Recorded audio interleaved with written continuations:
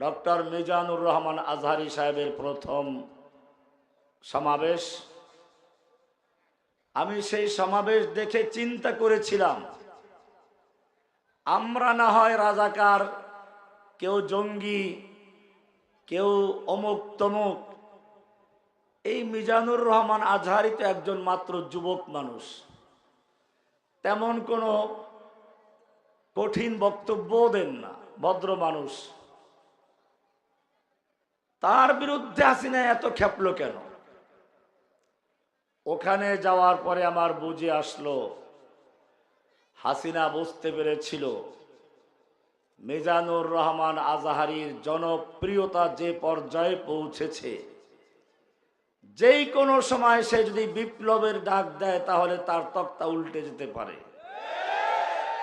এ কারণে তাকে দেশ থেকে পালাতে বাধ্য করেছিল তাওহীদি জনতা।